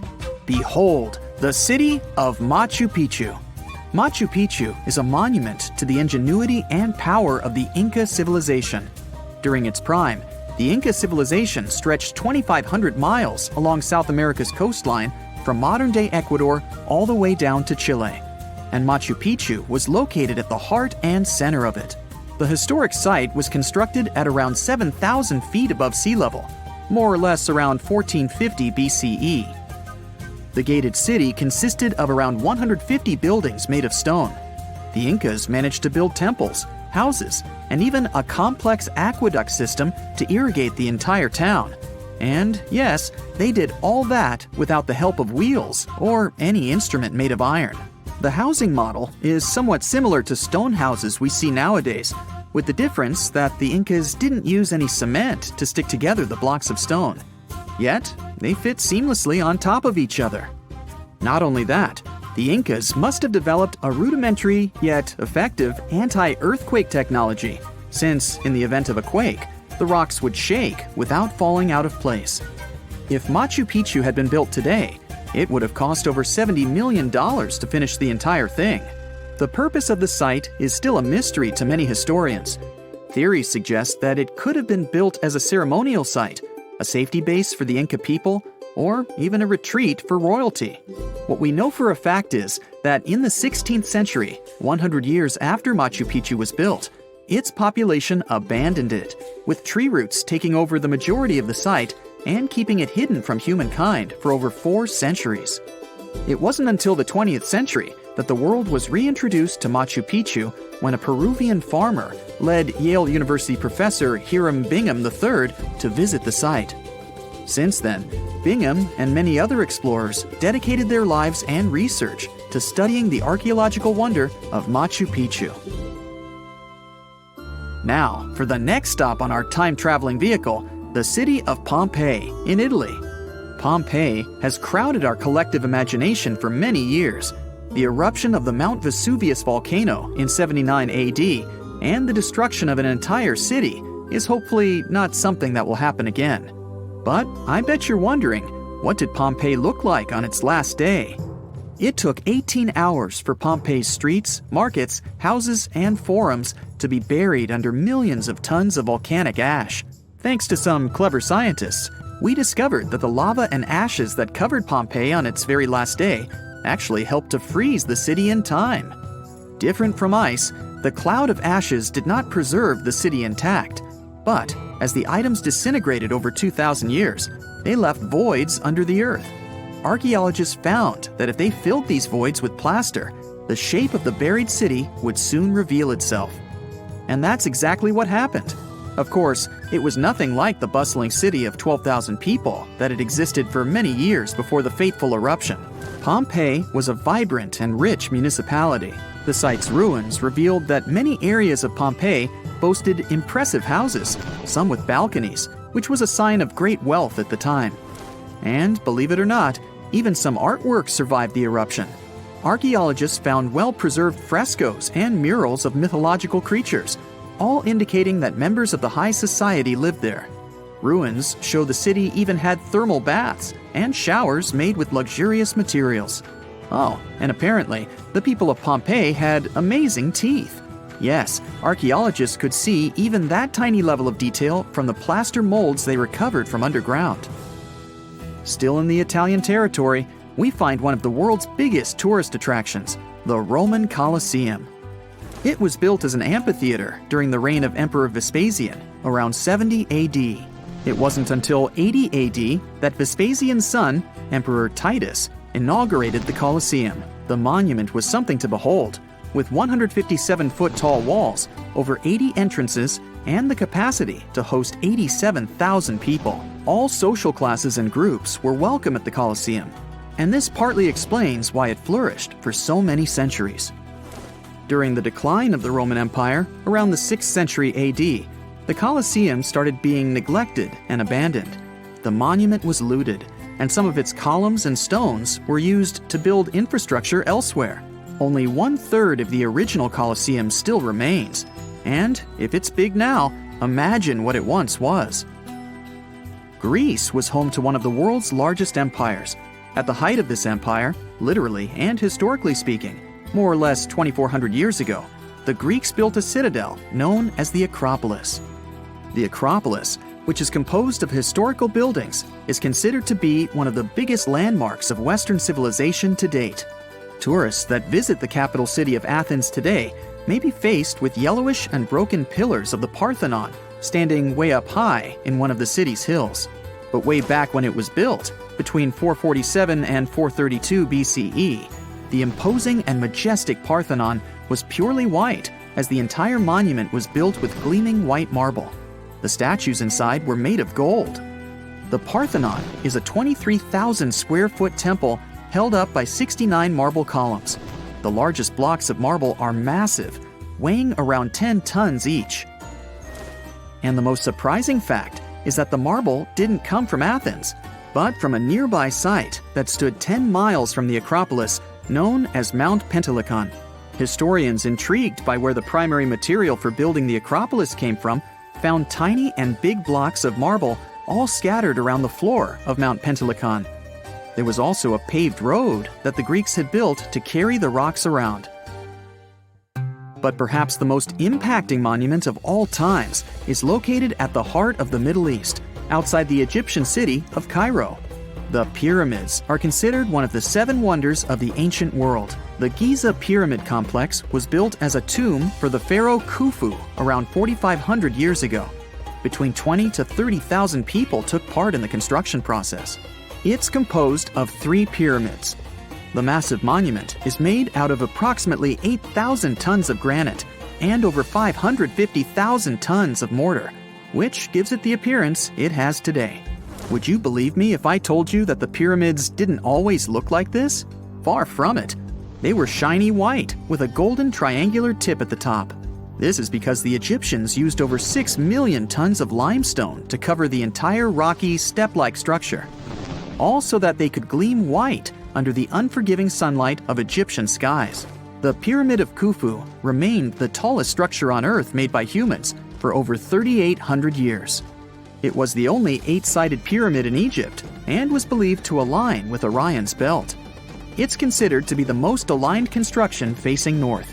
In 1979, it was inscribed on the UNESCO World Heritage List. Let's head on down to the Indian city of Agra to quickly visit the Taj Mahal. You may know it as the Taj, but it can also be called by its more endearing name, a teardrop in the cheek of time. The Taj took over 22 years to build and was commissioned in 1632 by Mughal Emperor Shah Jahan as a declaration of love for his third and favorite wife, Mumtaz Mahal. It was made with ivory white marble, and amazingly, due to tight conservation, it still remains very similar to what it was when it was built. I think all this talk of landmarks got me thirsty for some traveling. What about you? Tell us in the comments below if you've ever visited some of these sites, or which interesting landmarks you'd add to this video. Okay, what if I tell you that the extraterrestrials we all imagine as little green men may actually look like very normal Earthlings and chill in Europe? This is the Iberian Peninsula, and people living there are under suspicion. Ooh. Here's the reason. Somehow, parts of the most important artifacts that the Iberian civilization called Treasure of Valena are made of metal that simply can't be found on Earth, because it's metal from a meteorite. Now let's tackle this step by step. This is the artifact itself, and it's composed of 59 different objects. Bowls, bottles, and bracelets. Is there a pattern there with all those bees? In total, the find weighs around 20 pounds, of which 18 pounds are 23.5 karat gold. Now, if you're not a metal specialist, I'll clarify it for you right away. For comparison, 23 karat gold is 95.8% pure gold, so 23.5 karat is even purer. The remaining percentage goes to other metals to help add strength and durability to the precious alloy. There was also silver, iron, and amber in that set. The artifact could have been pretty straightforward, but for these two, let's call them imposters. Look at this wrought iron bracelet and this hollow hemisphere. Can you see that? Those rusty lines on the hemisphere and the overall weird color of the bracelet do stand out, since everything else is made of purest gold. This all started back in 1963. When a researcher noticed a dark leaden metal among the shiny bowls and bottles. The metal was shiny in some areas and covered with a ferrous-looking oxide that was mostly cracked. Now, just so you understand, gold does not usually act this way. Gold is one of the least reactive of all metals, so it won't even tarnish, let alone rust. To figure out where this suspicious iron came from, researchers turned to mass spectrometry, which checks out the mass-to-charge ratio of molecules. Their findings showed that the nickel in the iron is similar to that found in meteoritic iron. Simply put, the bracelet and the hemisphere are of extraterrestrial origin. Ooh. Now, the exact age of the trove is hard to determine, yet it's crucial. We need to know the exact age to see if it coincides with the start of the Iron Age in the Iberian Peninsula. If it does, then no further questions here. But if it doesn't, Well, it's, at the very least, weird, if not suspicious. So there's this three-age system. It comprises the Stone Age, then the Bronze Age, and then the Iron Age. The Stone Age is of no importance here, so let's compare the Bronze and the Iron Ages. The Bronze Age began when it was realized that combining copper and tin produced a material that was more durable than either metal alone. This era was all about major upgrades in tools and weapons, but two standout inventions were writing systems and the wheel. Then came the Iron Age. This time was all about slowly bringing iron into everyday life. Iron was way easier to shape into cool designs than bronze. Now this was a big deal, because iron, especially transformed into steel, provided significant improvements in all aspects of life. Tools became lighter, cheaper, and stronger compared to their bronze equivalents. You get it? Good. So researchers have long debated whether the treasure dates back to the post-Archaic era or the latter part of the Bronze Age. The most recent study claims that those artifacts were created in 1400 to 1200 BCE, and something really doesn't add up. First off, the Iron Age began around 500 years after these artifacts were crafted. Plus, ancient craftsmen couldn't know back then how to work with metals that landed on Earth approximately 1 million years ago. And while the dates are really hard to explain, there is a logical explanation for the craftsmanship. The theory here is that those metal workers simply had access to the fallen meteorite, and thus, they could study it well and discover its properties before using it for decorative purposes. They could have figured it out through trial and error, and once they knew exactly how to work with this extraterrestrial metal, they proceeded to adorn the artifacts with it. Plus, there were the Phoenicians, who contributed to their craftsmanship. Now, it's true that the Iberian people have been processing metal and making pottery long before the Phoenicians settled on the peninsula. But the arrival of new metalworking techniques and the introduction of the potter's wheel enabled them to produce better quality goods much faster than before. So, we figured out the extraterrestrial origins of the Iberian artifacts. But guess what? This area is still under suspicion. The reason for that is the language they spoke. You see, for most modern languages people use today, there will always be some proto-language. Say for Italian, Spanish, and French, it's Latin, hence their similarities. But wait, Iberian was largely spoken where modern Spain is, so why isn't Spanish similar to it? Well, the truth is, no language today is similar to the Iberian. Maybe only the Basque language, but it's because of some similarities found in their numerical systems. Basque is classified as a language isolate, or simply unrelated to any other known languages, and the only language isolate in Europe. The Iberian language is unclassified. While the scripts written in it have been deciphered to various extents, the language itself remains largely unknown. And look at the alphabet the Iberians had. Looks like it doesn't really belong to our planet. But hold up, this one might be a bit of a stretch. When the Phoenicians came to the peninsula, they brought along their alphabet to the Iberians. But honestly, the Iberians probably weren't keen on just copying someone else's writing system, so they tweaked it until it looked completely different. Let's just say they took some inspiration and ran with it. While linguists can guess to some extent how most characters sounded, actually translating the language is still completely impossible. The Iberian language was non-Indo-European and faded away over 2,000 years ago. And there aren't any similar languages left to help us out. Super frustrating, right? Yeah. We got over 2,000 Iberian inscriptions from tombs, coins, potteries, lead plates, and even cave wall carvings. But aside from a handful of words, we're totally in the dark about what they mean. Now, if we could understand their language, we might have learned that they were great thinkers and all, but we can only contemplate the works of art they left. Iberian culture has a lot of amazing stuff made by talented artisans. We're talking about not just metalwork and ceramics, but also detailed sculptures, textiles, jewelry, and other personal bling. But here's the catch. Making all those luxury items depended a lot on a big farming class. At the heart of Iberian society, most folks were involved in farming and taking care of livestock. Depending on where you were, the types of farming varied. For example, up in the north, they were all about growing grains, while down in Valencia, they focused on producing olive oil and other agricultural aspects. In the west, raising animals was the name of the game.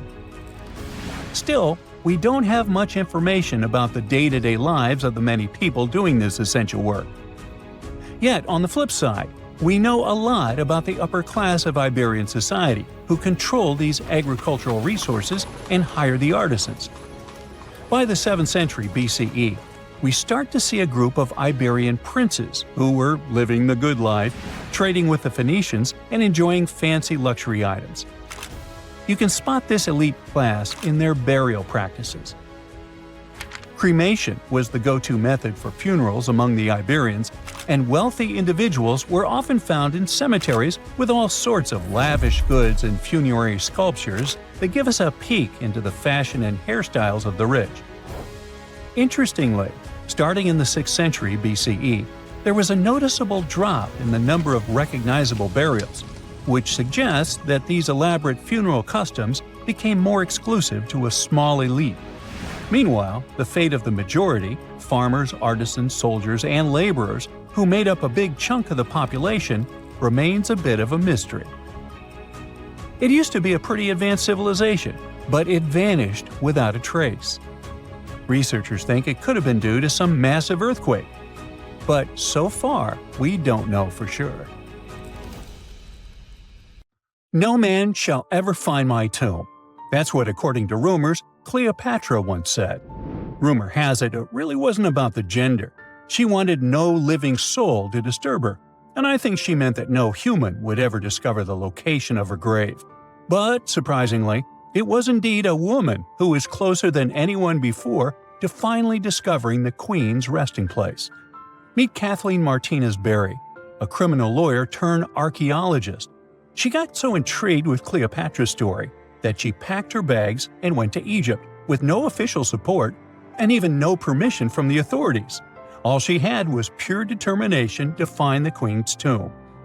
Now, you could say Kathleen had always been ahead of the game. She skipped grades in school, mastered piano, chess, swimming, and martial arts, and grew up listening to top intellectuals debating in her home. And she even got her law degree at just 19, and archaeology was her side passion.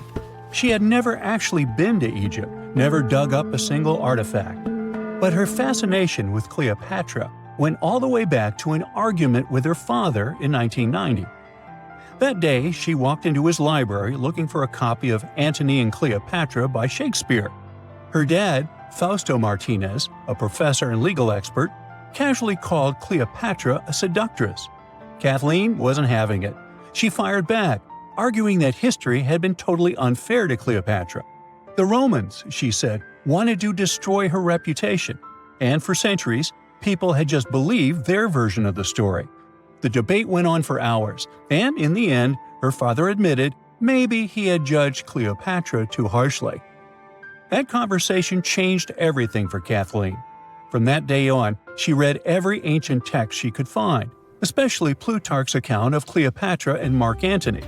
The more she learned, the more convinced she became that Cleopatra wasn't just some queen who fell for the wrong guy. She was a genius, playing a dangerous political game to keep Egypt independent. And the more she read, the more she started thinking, what if everyone had been looking for Cleopatra's tomb in the wrong place? That thought stuck with her. When she was caring for her second child, she earned a master's in archaeology. Multitasking. That reignited an obsession that would take over her life, uncovering the truth about Cleopatra. Even though most experts believe that Cleopatra's tomb, along with the final resting place of 13 other Ptolemaic rulers, lies somewhere beneath modern-day Alexandria, Dr. Martinez has a different idea. She believes Cleopatra was buried at Taposiris Magna, an ancient temple dedicated to Osiris, the Egyptian deity of the afterlife.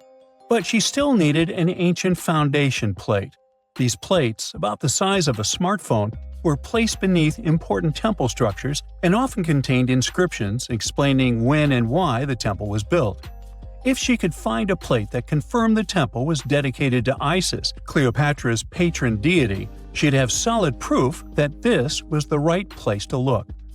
Nothing could deter Martinez. She excavated the entire temple site, digging deeper than anyone before her. Her team found coins with Cleopatra's name and face stamped on them. It meant Cleopatra had a direct connection to this site. Then, they uncovered something even more interesting: a tunnel used to bring water to people, leading straight from the temple into the Mediterranean Sea. So, if parts of the temple had already sunken into the water, could Cleopatra's tomb be down there too? Martinez needed proof to convince Egyptian authorities to let her search underwater. And, against all odds, she found the missing foundation plate. On it, the pharaoh offered a large area of Nubia to deity Isis. That was it, the confirmation she needed. The temple was indeed dedicated to Isis, proving her theory wasn't just speculation. If one temple was on land, Martinez suspected the second temple, possibly Cleopatra's tomb, had collapsed into the sea. She needed help from experts in underwater archaeology, so she reached out to Robert Ballard, the guy who discovered the Titanic. With support from the Egyptian authorities, she and her team began exploring the waters off the coast of Alexandria. And what they found was mind-blowing. Underwater, they discovered massive stone structures, some standing 6 to 10 feet tall, right where the coastline would have been thousands of years ago. They also found basalt blocks, the same material used in the statues from the first temple. That meant one thing: those weren't just random rocks. They were the remains of a lost city, buried beneath the sea for centuries. Now, we can only wait and see whether Martinez and her team will be able to unravel one of the greatest mysteries of the past left by the outstanding woman that was Cleopatra. Here's some backstory. After her father, Ptolemy VII, passed away, Egypt's throne went to both Ptolemy VIII and Cleopatra, or so it seemed. Cleopatra, just 18 at the time, allegedly married her 10-year-old brother. Yeah, ancient royalty had some different customs, though there's no solid proof of that. But sibling love didn't last long. Young Ptolemy decided he wanted all the power for himself and tried to push Cleopatra out. Forced to flee the country, she didn't just sit around feeling sorry for herself. She raised an army, ready to march back and take what was hers. That's how, at 21, she was already in the Sinai Desert, leading an army and planning her return to the throne. Now, by that time, Cleopatra had already been locked in a powerful political, and not only political, alliance with Julius Caesar. In June 47 BC, she gave birth to a son, Ptolemy Caesar, better known as Caesarion, who, many believe, was Caesar's child. But that didn't stop her from playing by Egyptian royal rules. And her husband number 2, her other brother, Ptolemy XIV. Yep, despite her ongoing affair with Caesar, Cleopatra married yet another sibling, because, in her world, keeping the throne in the family was the name of the game. Now, marriage aside, Cleopatra's bond with Caesar stayed strong. She even traveled to Rome with Ptolemy XIV for a state visit. But instead of playing the role of a dutiful queen, she stayed in Caesar's private villa by the Tiber River. But after Julius Caesar lost his life in 44 BCE on the Ides of March, Cleopatra's political standing became shaky. To make matters worse, her brother-husband Ptolemy XIV passed away soon after, and some suspect Cleopatra had a hand in it, leaving her as the sole ruler of Egypt. Meanwhile, back in Rome, Mark Antony was rising to power as Caesar's presumed successor. Wanting to size up the Queen of Egypt, he summoned Cleopatra, and she did not disappoint. Sailing into town on a lavish barge dressed as a deity, Cleopatra made quite an entrance. Antony was instantly mesmerized, so much so that he left his third wife back in Rome and followed Cleopatra to Alexandria, where their relationship turned into a full-blown royal affair. The two had 3 children together. Together, they waged war against Caesar's adopted son, Octavian, in a battle for control of the Roman Empire. The last time the queen was seen, She was in her mausoleum, dressed in full royal splendor, diadem on her head, lying on what Plutarch called a golden couch. When Antony and Cleopatra lost at Actium, Octavian's forces marched into Alexandria. Cleopatra apparently knew the end was near, so she locked herself inside her mausoleum, surrounded by gold, silver, pearls, and priceless art. Those were the treasures she threatened to burn rather than let the Romans take them. Antony, meanwhile, wasn't going to let the Romans capture him alive. He wounded himself with his own sword, but before he passed away, he was carried to Cleopatra's side. She held him as he took his last breath in her arms. A little over a week later, Cleopatra made her own choice. Rather than face humiliation as Octavia's prisoner, she ended her life. Legend says it was the bite of a deadly asp, though history isn't quite clear on that. At the time, Cleopatra was only 39. Sounds like a rather full life to me. Scientists have recently discovered Leonardo da Vinci's hidden passages under a medieval castle in Italy. They followed a newly found 15th century sketch by the creator of the Mona Lisa and found one of the unexplored architectural wonders from the age of the Renaissance. Construction of the Sforza Castle started back in 1358, but it was destroyed about a century later during a local crisis. Then, in 1450, Francesco Sforza, the Duke of Milan, decided to rebuild it on the old ruins. After he passed away, his son Ludovico took over and kept improving the castle. He brought in some of the best artists of the time, including Leonardo da Vinci, to decorate its walls. We can still see Leonardo's frescoes today in the Room of Wooden Boards. While he was working at the castle, da Vinci also recorded some historical underground passages hidden beneath the outer wall. The drawing, dated between 1487 and 1490, was found at the Institut de France in Paris. The sketch is highly precise, and it proves that Leonardo was really interested in fortification design and was great at documenting existing structures.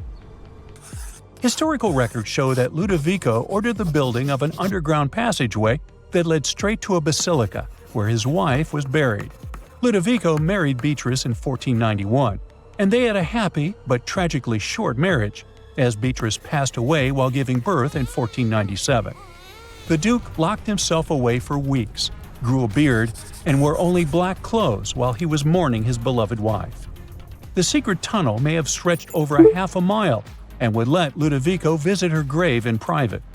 It could have served as an escape route if the castle was ever under siege. The existence of the tunnels remained one of the mysteries of the Renaissance for years, as no one knew for sure they were there. But now, scientists finally uncovered the secret history. They used a combination of ground-penetrating radar and laser scanning to build up an accurate 3D model of all the structures under the castle. They found the tunnels da Vinci alluded to in his drawings, and it looks like they may have only been a small part of a whole system of historical underground passages. The goal is to create a complete digital twin of the castle that will not only show all the preserved constructions, but also the ancient ones that are no longer visible. They also plan to add augmented reality to the virtual paths to let visitors discover Leonardo da Vinci's hidden passages. Now, we don't know if the genius actually took part in constructing the hidden passages that scientists recently discovered, but we do know about some other Leonardo da Vinci inventions. He created the first satellite-like map in 1502, long before photography or satellites were even a concept. A famous figure in Italy, Cesare Borgia, invited Leonardo to a small town called Imola, near Bologna, to create a highly detailed map for him. Back then, maps were not very precise, as no one had figured out how to show exact distances on a smaller scale. Instead, people spent a lot of time decorating them with dragons, roses, fancy castles, mountain ranges, flowers, and other artistic details. These maps look more like beautiful paintings meant to be displayed, rather than practical tools for navigation.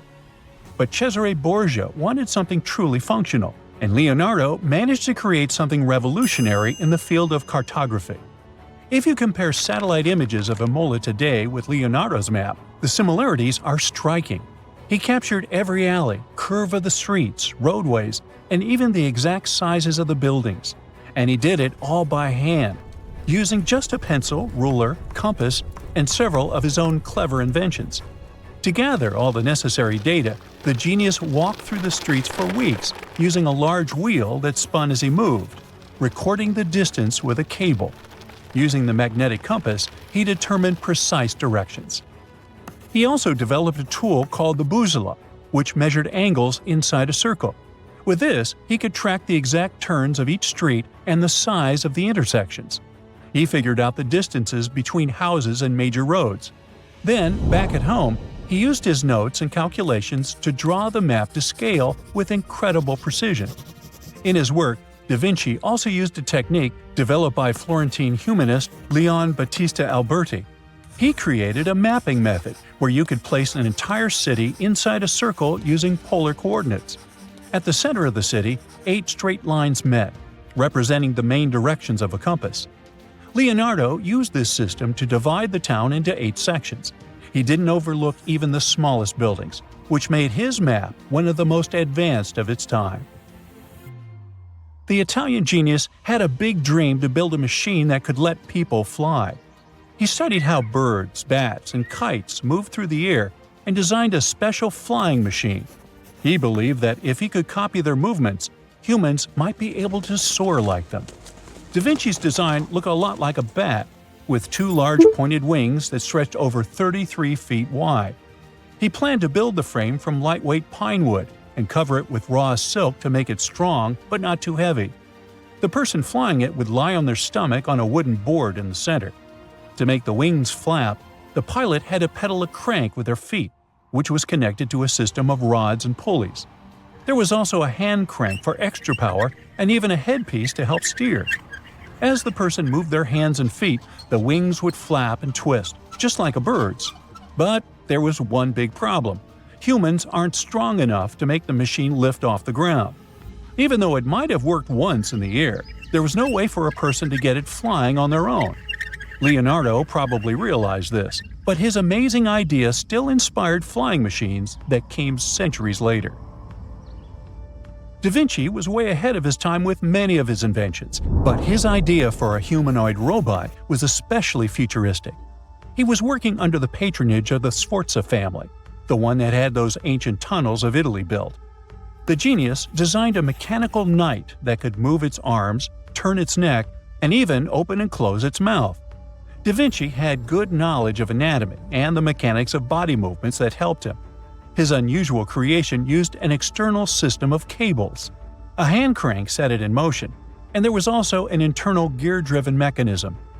About 450 years later, Da Vinci's detailed sketches of the robotic knight were rediscovered in the 1950s. Several researchers tried to recreate the robot from those sketches. In 2002, a roboticist who developed systems for NASA and Lockheed Martin took inspiration from the old notes and built a functioning model of Da Vinci's robotic knight. Another design Leonardo created for Duke Sforza was a special kind of bridge that could be taken apart and carried easily. It was made for defense forces who needed to cross rivers or moats while traveling. This bridge would swing across the water and land on the other side. It had wheels and used a rope and pulley system, so it could be set up quickly and packed away just as fast. To keep it steady, it even had a special weight to help balance it. Leonardo wrote in his notes that the bridge was light yet strong, and he designed several bridges like this for the Duke. One of his other designs was a bridge that could be built very quickly, and the defense forces would move across multiple rivers. As scientists continued to study Leonardo da Vinci's hidden passages, they reveal new chapters in human history. Who knows what other unexplored architectural structures they will find?